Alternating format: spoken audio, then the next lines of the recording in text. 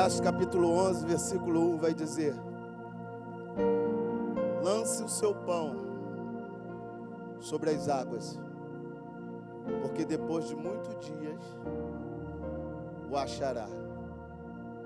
Eu vou ler mais uma vez, preste bem atenção. Lance o seu pão sobre as águas, e depois de muitos dias o achará.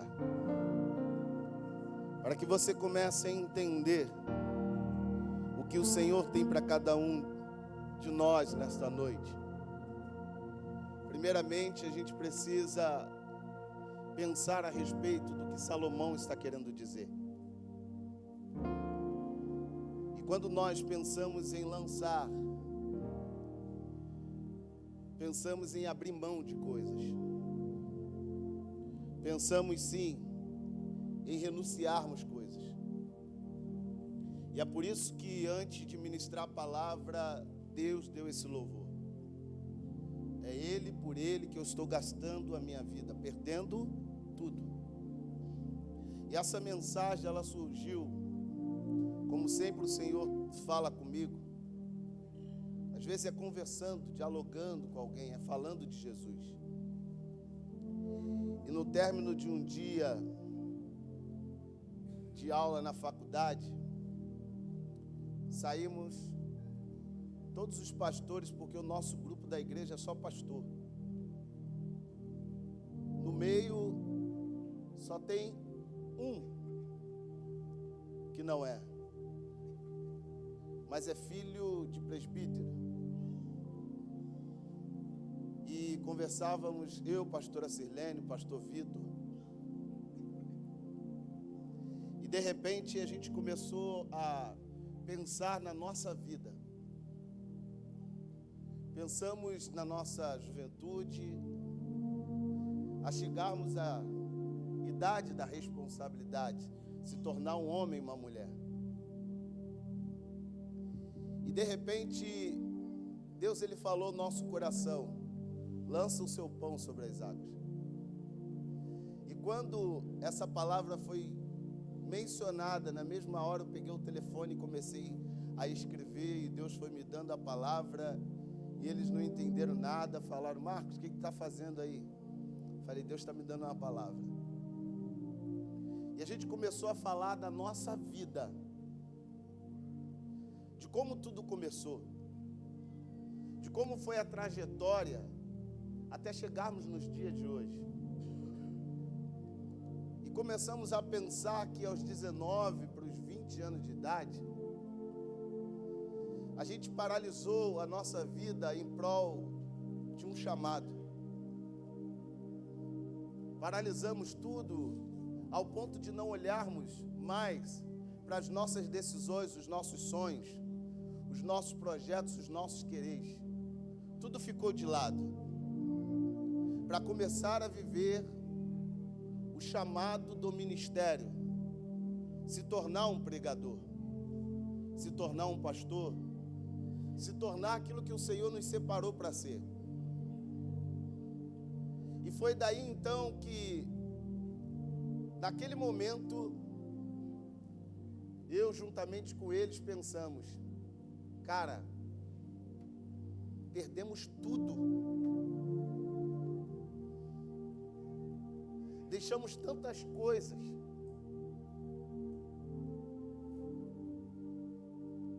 O que a gente poderia ser hoje?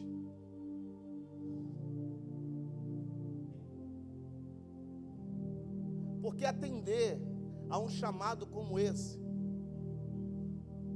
que se eu perguntar aqui, quem deseja e quer o episcopado, levanta as mãos.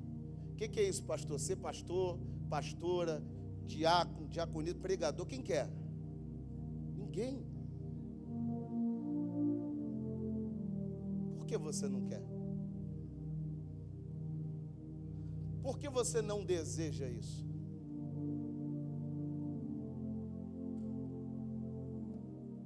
O diácono Betinho, ele falou sobre Davi não podia construir o templo, porque as mãos deles era suja de sangue. E agora a incumbência de construir o templo ficou na mão do seu filho. Salomão. E para quem não sabe, Salomão é filho de Betseba.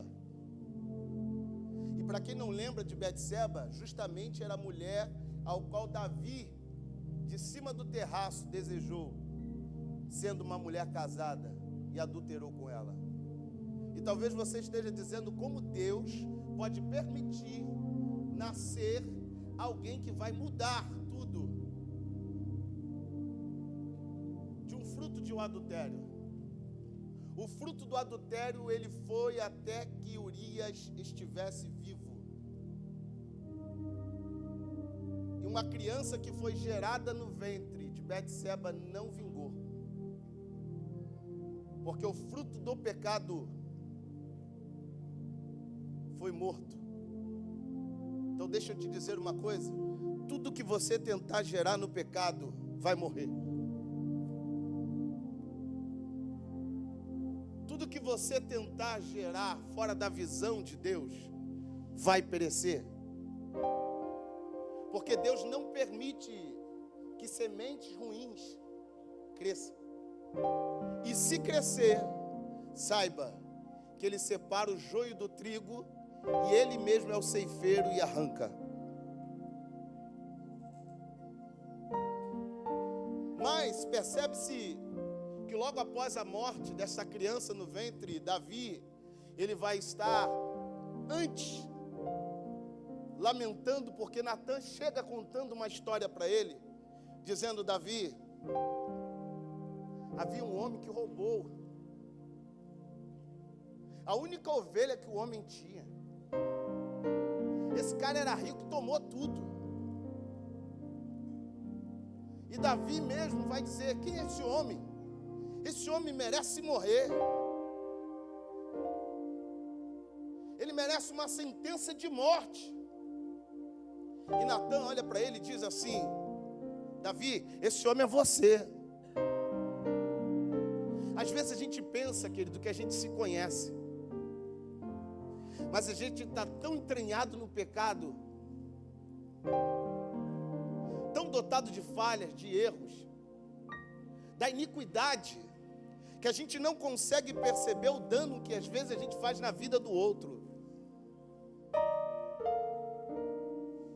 Davi estava pensando que tudo que ele estava fazendo estava tranquilo, era algo natural. Mas não.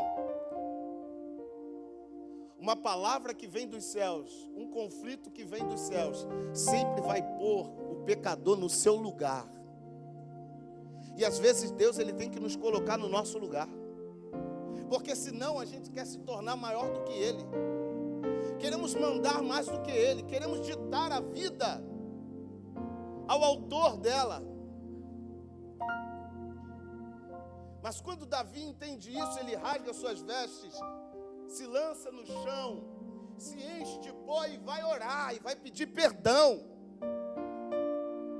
E pede: Senhor, poupe a vida dessa criança.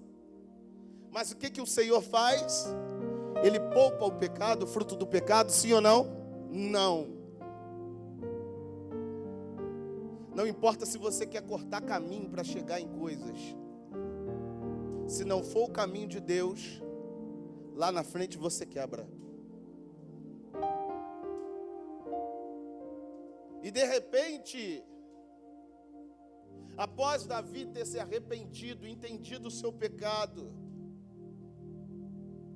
ter recebido o perdão de Deus, e não viver mais o remorso, mas viver o arrependimento, o que lhe é gerado agora do ventre de Betseba, porque agora o seu marido já não é mais vivo, Urias está morto, a criança está morta, e houve agora um pedido de perdão a Deus através de Davi.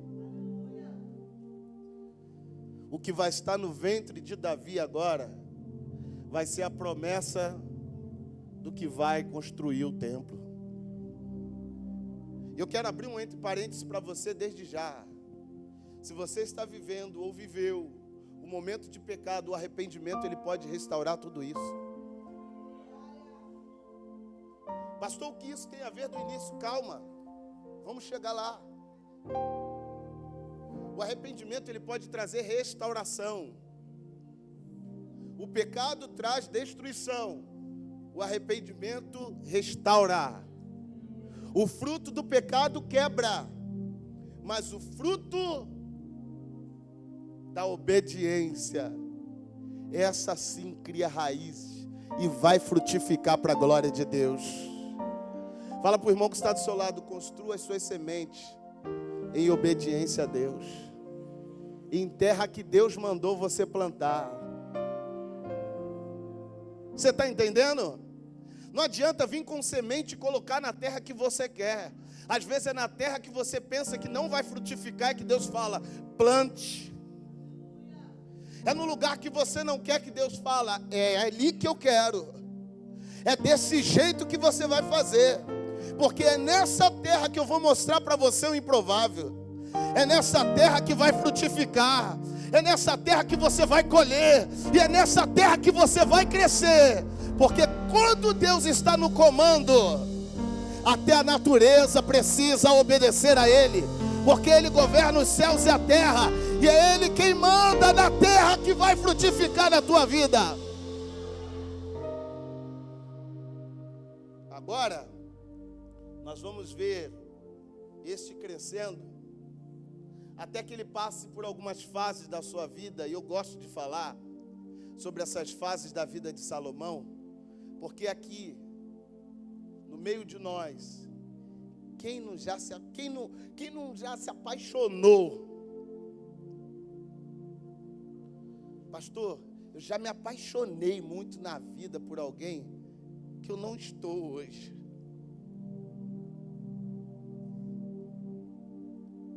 Já amei muito uma amizade, um relacionamento, alguém que eu quebrei lá na frente.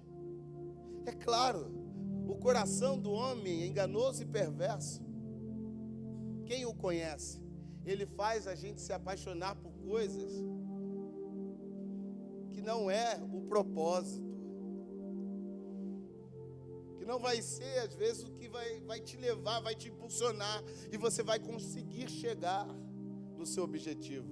Quando a gente vê Salomão escrevendo Cantares, nós estamos vendo um homem apaixonado.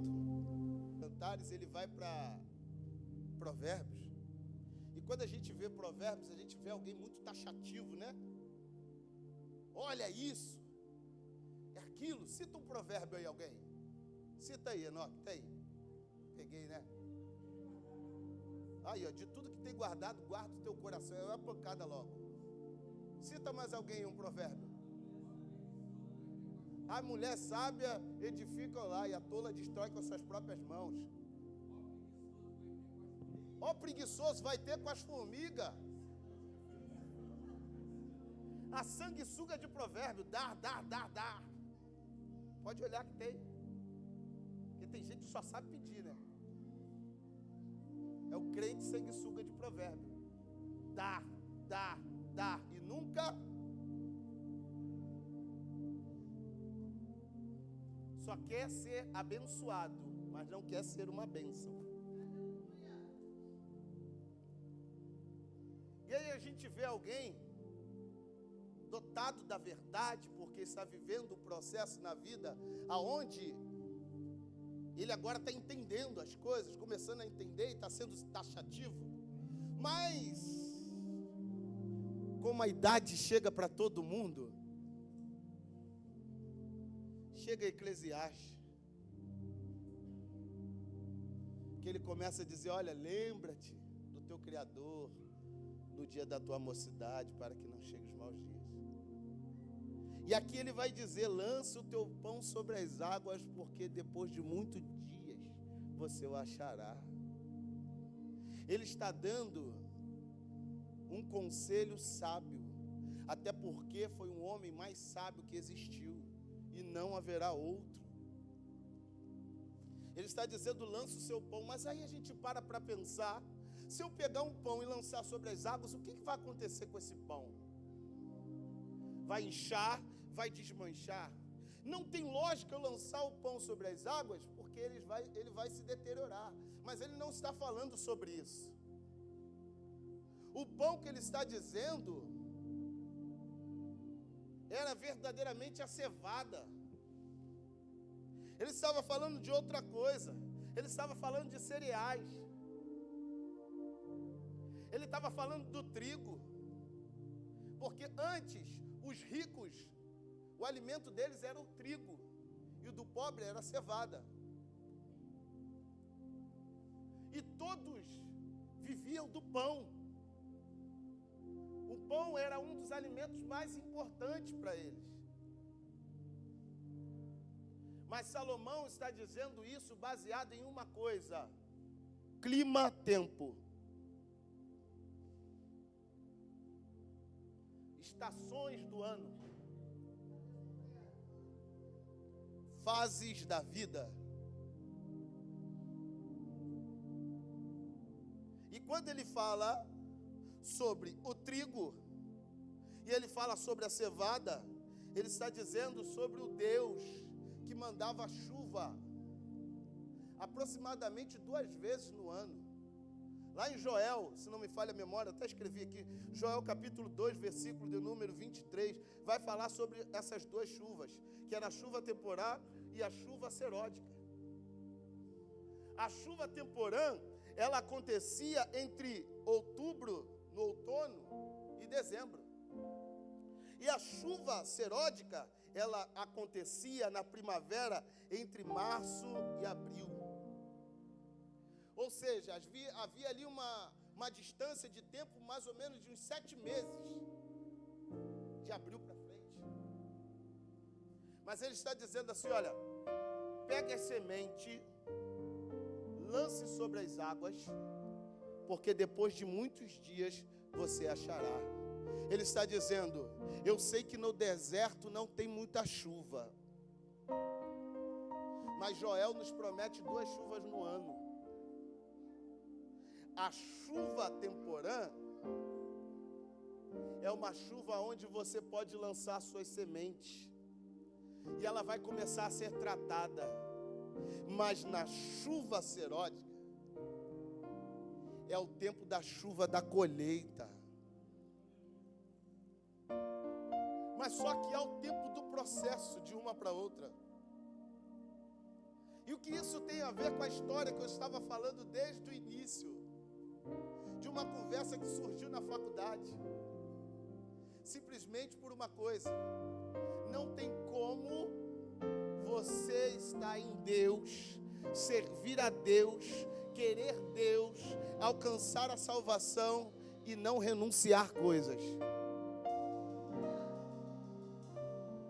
Não tem que pegar sementes e lançar fora. Pensa comigo. O pobre da época, que tinha poucas sementes, e ele ali começava a se alimentar, de repente, ele tinha que separar a semente para plantar e a semente para comer, porque ele não podia comer tudo. Minha esposa fala, come tudo de uma vez, bota para fora tudo de uma vez. E é verdade, se a gente comer tudo, a gente vai colocar depois tudo para fora. Mas quando se tem guardado, é diferente. Você tem segurança. Mas só que a Bíblia fala, não junteis tesouro nesta terra, aonde a traça, o ladrão, a ferrugem, tudo destrói. Mas junteis tesouro aonde? Nos céus. Porque lá nem a traça, nem o ladrão, nem a ferrugem, nada pode destruir aquilo que você semeia nos céus. Você está entendendo? Pastor, mas o que isso tem a ver com o plantio na terra? Tem tudo a ver, porque tem coisas que você ainda está prendido, que você não se entrega, sementes que você está retendo, que Deus está falando para você, olha, lance nas águas, você vai achar lá na frente. Como pode alguém dizimar a sua vida, entregar a sua vida aos 20 anos de idade, desistir dos seus sonhos, dos seus projetos, para viver o sonho de Deus, o chamado de Deus? Como pode alguém tomar uma atitude como essa? Como pode, pastor, eu dar coisas para alguém que não merece? Eu cuidar de pessoas, pastor, que não merece? Eu orar por coisas que parece que não vai mudar? Há um tempo de colheita. O tempo da colheita aqui era 7 meses. Deus estava falando, plantar não é coisa do acaso. Quem planta é quem tem fé. Só planta quem tem fé. Fala para o seu irmão assim, só planta quem tem fé, filhão.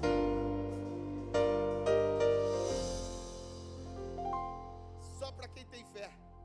Sabe por quê? Quem vai trabalhar aqui amanhã?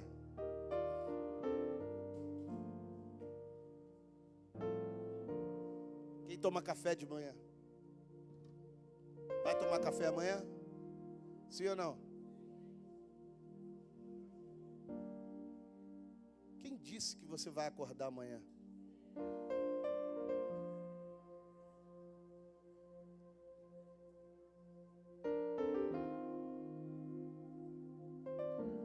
Quem disse que vai ter café na tua casa? Tem porque eu comprei, pastor. É? Pode acontecer qualquer coisa e você perder esse café hoje. Mas por que você acredita que vai acordar amanhã e vai trabalhar? Você tem fé para tantas coisas, né? Tem fé que vai acordar amanhã. Tem fé que vai tomar café. Tem fé que essa semana, pastor, essa semana vai ser braba. Eu tenho que ir para tal lugar, eu tenho que fazer isso, eu tenho que fazer aquilo. Você tem tantos planejamentos, só não consegue ter fé para o Deus que diz para você, vá que eu te garanto. Sai da tua terra e sai da tua parentela e vai para a terra que eu lhe mostrarei. Para isso você coloca a fé de lado. Por quê? Por quê que você só tem fé para aquilo que é rotineiro na sua vida? Enquanto Deus quer te tirar dessa rotina e quer fazer você ter uma visão melhor, mais ampla das coisas. Sabe por que você está nessa rotina e vivendo sempre esse círculo? Porque Ele fala para você, se entrega. E sabe o que você fala? Não posso lançar minha semente porque eu vou passar fome. Ele fala, vai. Você diz, não posso ir porque eu vou passar necessidade. Ele fala, se entrega para Jesus. Aí você diz, não é a hora. Mas você tem fé que vai acordar amanhã. E não tem fé nesse Deus que está dizendo, entregue o seu caminho ao Senhor, confia nele e o mais Ele fará. Quem é você? Está vendo como você pensa que se conhece, assim como Davi pensava que se conhecia? Dá um toque no seu irmão e diga assim, você às vezes ainda se diz cristão, né?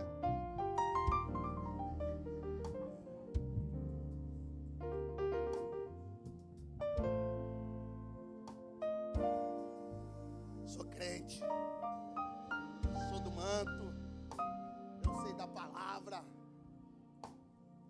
sou homem de oração, sou mulher de oração. Eu estudo, eu faço meu devocional. Até o jovem rico fazia o seu devocional.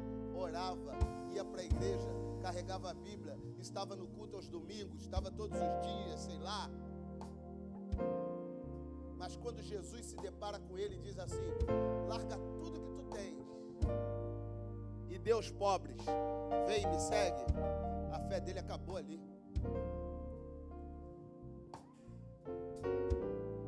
Eu sempre falo e repito para vocês, Deus vai pedir o seu Isaac.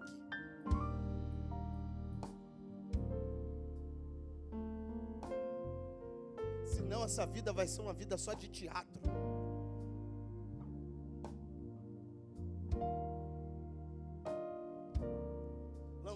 pão sobre as águas não é fácil. É sentir a barriga doer, Vini, e dizer assim, ó, lancei. Mas pode vir uma enchente e levar minha semente. Aí eu morro de fome. Lançar o pão sobre as águas é colocar o pé e esperar Deus colocar o chão. Lançar o pão sobre as águas é fechar os olhos e dizer assim: realmente está nas suas mãos, Senhor. Eu confio que vai acontecer. Eu confio que a cura vai chegar. Eu confio que aquele homem vai se converter. Eu confio que essa mulher vai se render aos seus pés. Eu confio sim, meus filhos estão ao ponto de experimentar a morte. Mas tu és o Deus da vida. E se tu és o Deus da vida, a vida vai chegar nos meus filhos. Lançar o pão sobre as águas não é para qualquer um. É deixar ir, é confiar, é não controlar as coisas. Lançar o pão sobre as águas do Senhor é confiar que você está plantando em terra fértil. Quem aqui tem certeza que está em terra fértil? Quem tem certeza que está em terra fértil? Quem tem certeza que está em terra fértil? Então deixa eu te falar uma coisa. Porque você ainda está procrastinando? Porque você ainda está fugindo? Porque você ainda está na fuga? Porque você não atende o chamado dele? Por que você não faz o que ele manda, o que ele quer, do jeito que ele quer, da forma que ele já te falou? Por que isso? Sabe por quê? Porque a tua semente ainda está agarrada nas mãos. E Deus está dizendo: semente nas mãos não frutifica, semente na terra passa a crescer. Então confia na terra que Deus te deu. Confia na terra que Deus te deu. Que terra é essa, pastor? É a tua família, é o teu casamento, é a tua casa, é o teu ministério, é a vida e a abundância que ele proporcionou para você. Confia na terra que Deus te deu. Eu sei que tem gente do teu lado que fala assim, ó, volte a evangelizar, meu filho. Fala, volte a pregar.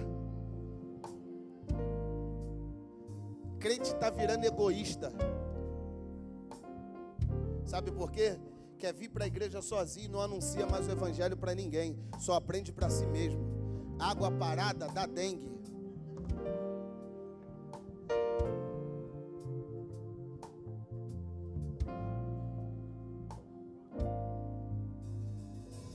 Fomos no asilo semana passada. Chegou no asilo lá, eles tiveram que me puxar, falando, pastor, vamos embora, Marcos. Ele falou assim, você é muito pastorzão. Todo lugar que tu vai, tu quer ficar evangelizando, falando para alguém. Eu sou assim, vou morrer assim, Gabrielo de Cristo, mas vou.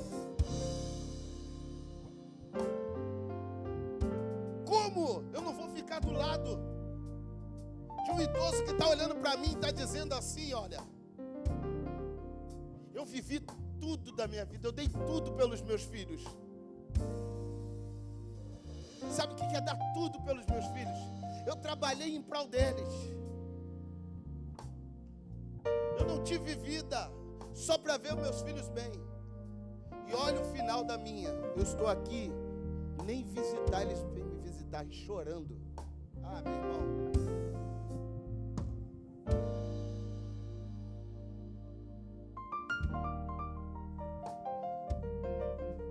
Isso me traz o sentimento de Jesus, sabe? Do Espírito Santo dizendo, eu estou fazendo tudo por vocês. E olha, no final, onde vocês me colocam de lado, porque a fé está muito longe. A boca até fala, mas o coração está distante. Vocês não deixam mais a palavra te usar. Vocês usam a palavra para o seu bel benefício. Tem pessoas brigando uma com as outras usando a palavra.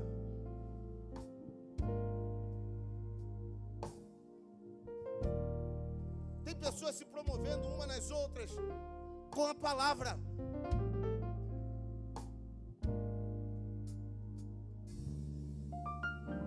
Isso é semente retida, querido. E no final da conversa a gente começou a dizer: cara, mas valeu a pena ter uns 20 anos de idade, esquecer das nossas bikes,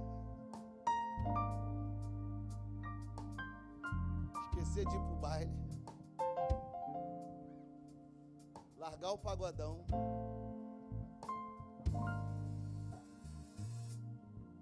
deixar a vida para trás, só para viver uma vida que já estava escrita nas mãos de Deus.